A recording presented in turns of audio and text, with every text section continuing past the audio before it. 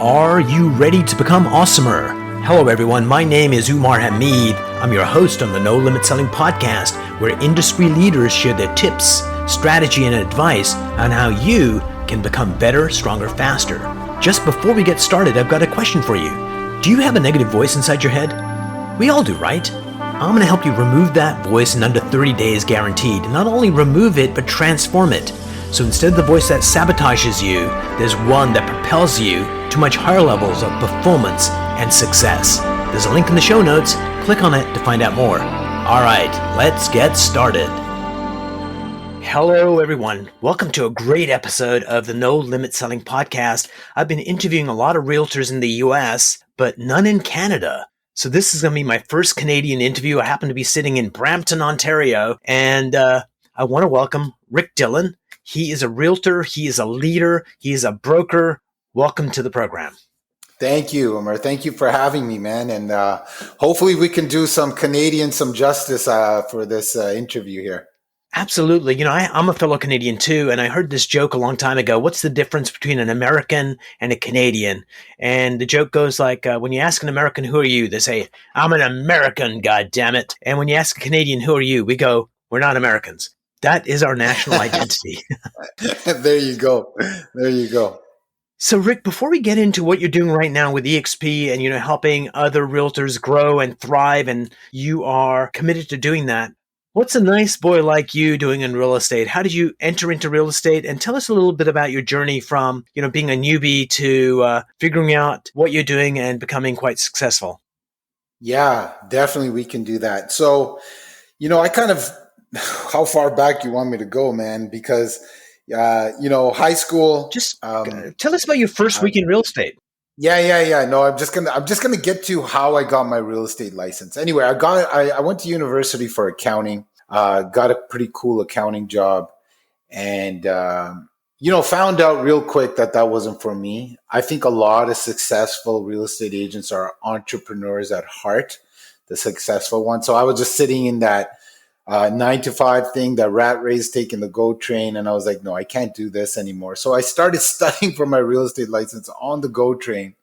Fast forward, 2005, I got my real estate license, joined Century 21, a great mom and pop brokerage there. And man, the first 6-7 months, I didn't sell a thing. I was like, is this thing even for me? I wanted to quit. And then all of a sudden I got the hang of it. And when I say all of a sudden, there wasn't much help for me in the real estate industry.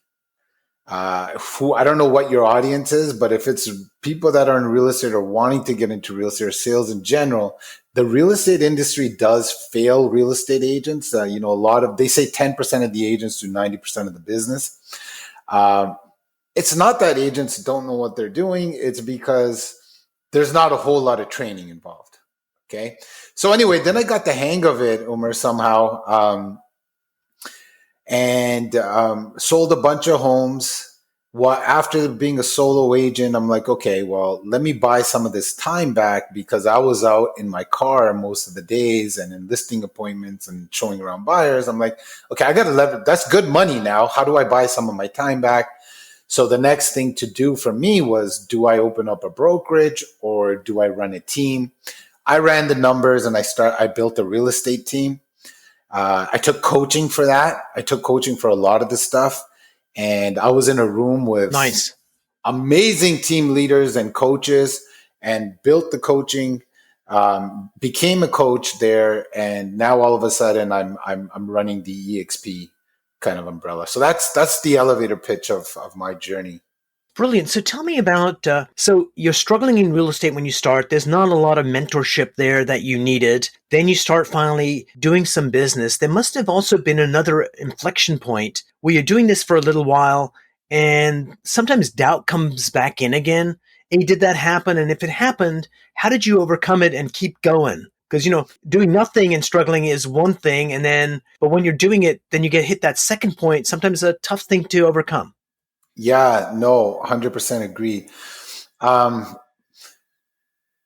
think successful real estate agents or salespeople, anytime you have a job where you're not getting paid by the hour, but getting paid on your effort, I think successful agents simply, if there was one key ingredient to it, I like to say that they have more conversations. So if you keep having those conversations and really, really start figuring out how to categorize those conversations rather than trying to sell, your business goes to another level. So I've been practicing that from day one. So I never really had those movements. Of course, I had those times where I wasn't selling, but I always knew the formula was, hey, Rick, if you're not selling, man, you're basically not having enough conversations, right? So if I'm having enough conversation and I'm listening more than I'm talking in those conversations, which is a whole different ball game, right? I'm actually listening and present in those conversations. I'm going to ultimately hit success. But to give you some key takeaways, I kind of know what you're getting at. Okay, so I think too many real estate agents fluke their business.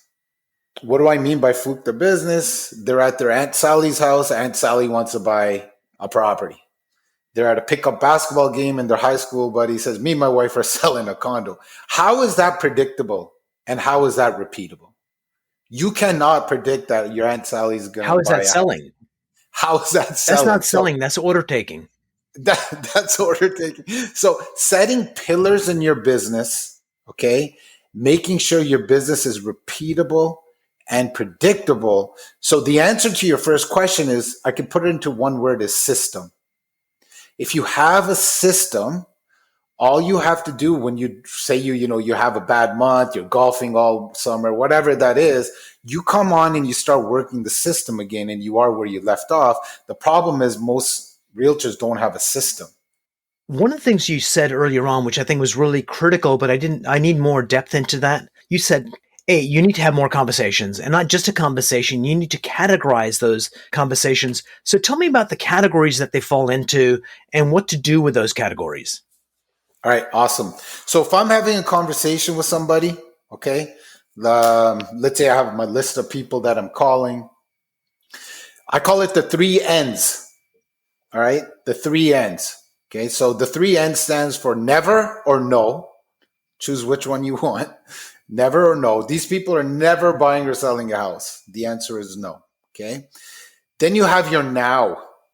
The second N is now. I'm buying a house right now.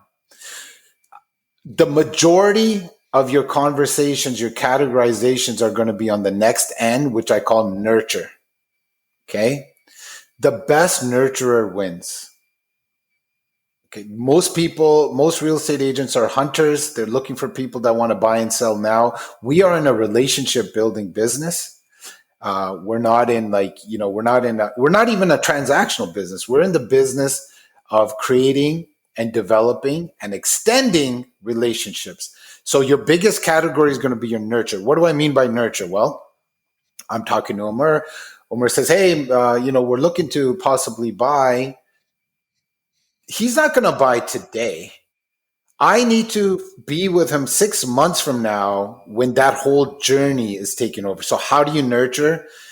The right campaigns, the right videos. If we're not doing video today, we're way behind the 8 ball. So those are the ways that I categorize. Now, another takeaway, since we're talking about conversation, is to really, the number one thing I do, and I teach my realtors to do, is really learn the person's language. In a way, you're an actor. You can call it the DISC personality test.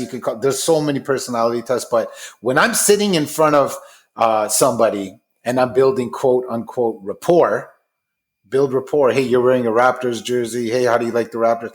Yeah, I want to be friendly and I want to be liked, but I'm listening to the way you're answering those questions. I'm listening. So is this person direct? Does he even want to build rapport? A CEO type? No, yeah, I like the Raptors, man. I got 20 minutes, Rick. Okay, good. I know exactly how to talk to you. That's all the rapport I needed. Bottom line it, baby. Yeah, exactly. Or then you have those people that are very fearful. I don't know if I want to buy a house. I think the market's going to go down and stuff like that. So if I'm direct with them, I'm going to lose them. That person, I'm giving them options. Hey, and I'm giving them an exit strategy. If you do this, you can do this, right? And then you have those people that are just, hey, man, I went to a party, went golfing. You're not even talking about real estate. And all of a sudden you have some listing sign because you make friends with them. So that conversation, guys, is really adapting to the person that's in front of you and really learning their language, then categorizing them. Obviously having killer presentations and stuff like that. So Yeah, it kind of reminds me of, I came across this system, like they're all the same. It's the Hippocrates, the father of medicine, had noticed, people fall into 4 food groups. And he called them ether and bile and shit like that, but pretty much it's disc. But the best version of that I came across was this one system that says, so Rick, in the short interactions that we've had, am I an introverted person or an extroverted person? You? Yes. Are you asking me that question about you're extroverted? Yeah, so extroverted. So there's 2 columns. There's column over here, extroverted, column over here, introverted. Then there's 2 rows. Am I a direct CEO person or am I a storyteller kind of person, do you think? You're a storyteller. Yeah. So at the top is director, CEO types, bottom line it, don't waste my time. The one right below it, people are storytellers, salespeople. You and I are both storytellers. Then on the introverted side, the Right. top column are thinkers. They're the process people, the data people. Tell me the steps you're going to use, kind of nonsense. And the people down below next to the salespeople are the relators that are all about, hey, Rick, when's your birthday? I don't want to forget it because, I don't want to hurt your feelings. And so when I learned that system, it was like director, socializer, thinker, relator. And it was just like, hey, in minutes, I can figure out whether you're extroverted or introverted, and then whether you like people or data. I like that. So wait, I'm writing that down. Director at the top, socializer at the bottom, and next to the socializer is relator, and above next to the director is thinker. And director, socializer are extroverts. The other ones are introverts. The top row is concerned about data. Bottom row is concerned about people. But anyway, so tell me, Rick, about right now you're at, is it EXP? Yeah, EXP Realty, man. Yep. So tell me about one of your recruits that you brought in that's already a realtor and how you coach them to really blossom in this new environment. Okay, let's get into that. First, I want to tell you guys about the real estate catch 22. Okay, and then we're going to get into that question.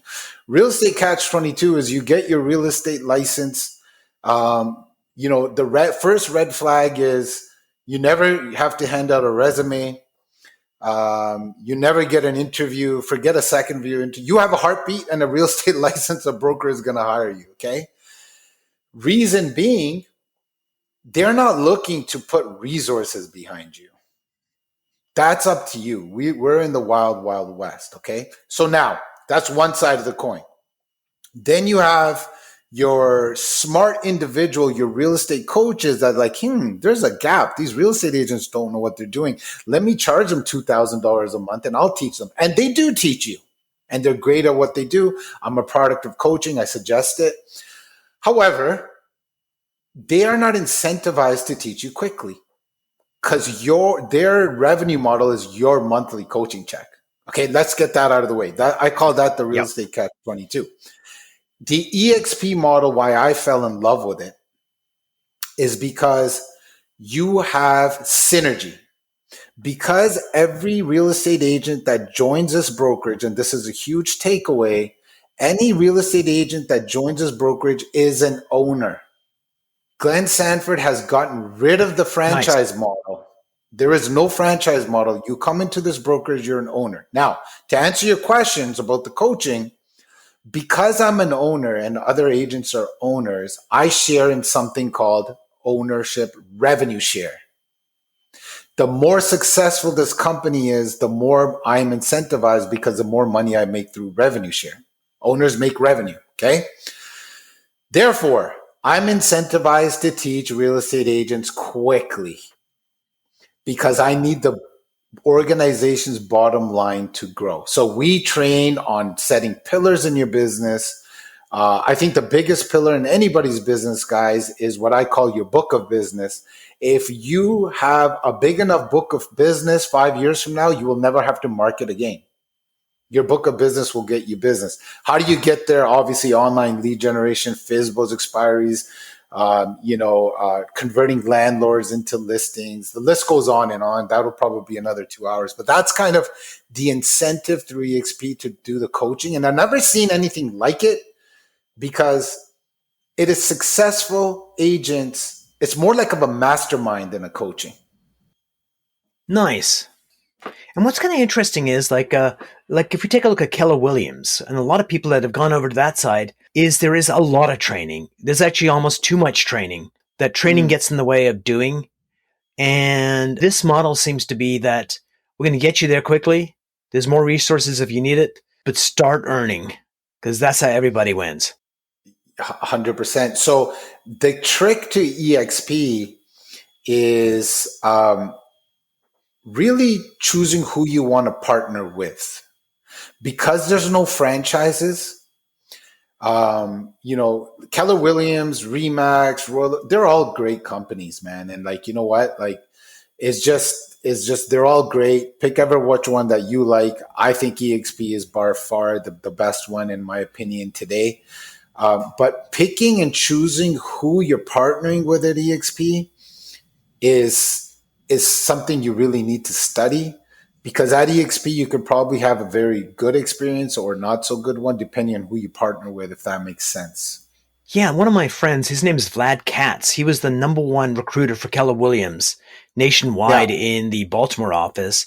And he went over to the EXP side and is doing phenomenally well and helping grow things. And I agreed. There's a lid for every pot. And some people need to be a Berkshire Hathaway and some people need to be a Keller Williams. And it's all good. Ultimately, I think at the end of the day is, are you happy? And are you reaching your potential? And do you want to reach your potential? Because some people end up becoming professional students. I got to take this course. I got to get this coach. Mm-hmm. And someday I'll get to where I need to be. And there's no substitute for freaking doing. Do badly, but do. Because as soon as you do badly, you got something to compare and get slightly better next time. And that's the way to success, is failing forward is my, I think people have the God-given right to suck and they should take it and start doing. Suck as quickly as you can so that way you can unsuck. Absolutely. And so, Rick, let me ask you this. You've been like in this business for a while. What's the next barrier you have to overcome? Because there's always another plateau, and the thing between where you are and where you want to go is most of the time in here. So what's the thing you're playing with, trying to figure out how to decouple and move forward? My thing always is patience, man. Just to learn to be patient, trust the process.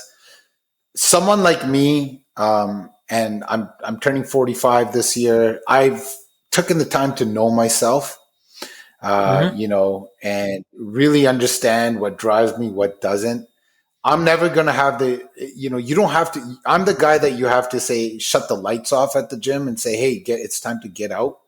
Right. Or somebody has to save me from myself kind of thing. I did that. So for me, it's the patience and trusting the process and just waiting for the results, because with anything, you plant the seeds and then you reap the fruit. I mean, I wish I can do 3 workouts and have the body of my dreams, or I can't. I've got to repeat and do that for, months and months and months. And then I see that. So for me personally, and that's another good, like, just to get to know yourself and what is it for you? For some people, it might be different. You have a fear of rejection. You have a fear of this. And, we all have that kind of stuff, but I'm going to take your line, failing forward, just get through it kind of thing. So before we end this interview, I want to share a joke with you. Then I'm going to ask you 2 important questions. All right. So you're talking about working out and getting the body you want. I saw this bumper sticker that was freaking awesome. It was, I have a beautiful body. It's in the trunk. Do you want to see it? So here are the 2 questions, my friend. Question 1. Yeah.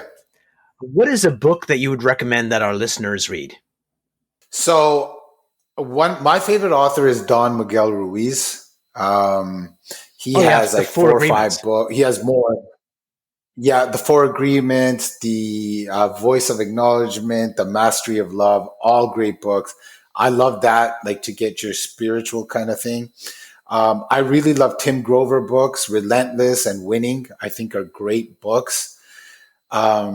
The first book that changed the way I thought was, oh my God, Maximum Achievement by Brian Tracy.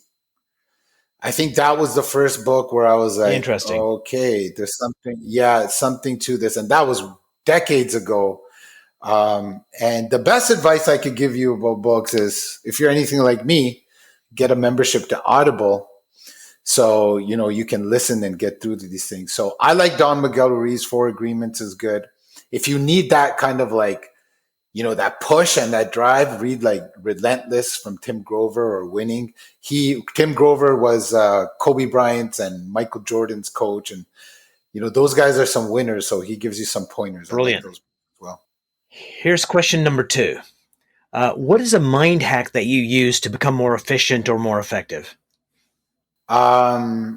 Just doing what I have to do on a daily basis. I'll tell you a quick story. Okay. I don't know if, this is Canadian, so everybody should know who George St. Pierre is. He's an MMA fighter, the greatest ever, maybe. His coach was telling a story on a podcast, and I love this. Okay.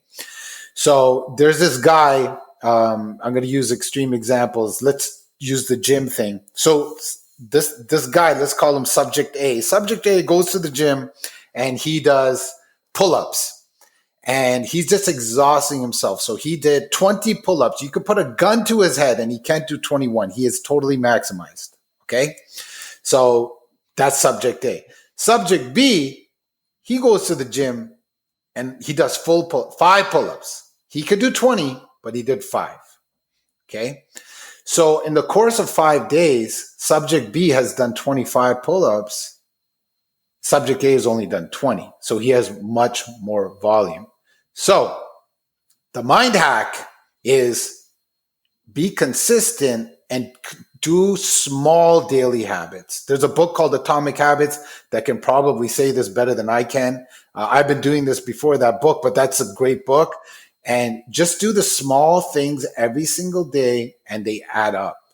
Rather than coming one day, just cramming it all in and not doing it for weeks. So I just try to do, hey, listen, you got to do these 2-3 hours, and you got to do them every day. Take your weekends off, whatever your formula is, and then it's done.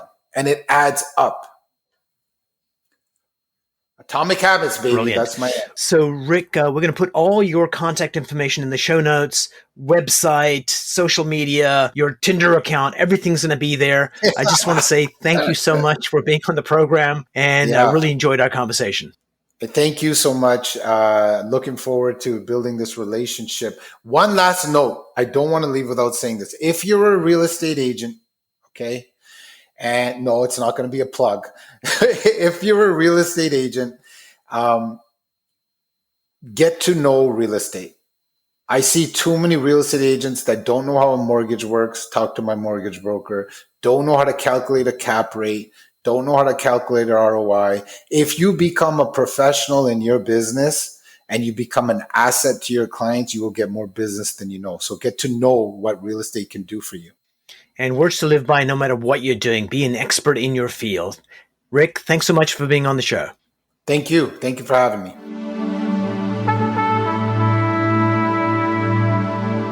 If you enjoyed this episode, please go to iTunes and leave a 5-star rating. And if you're looking for more tools, go to my website at nolimitselling.com. I've got a free mind training course there that's going to teach you some insights from the world of neuro-linguistic programming, and that is the fastest way to get better results.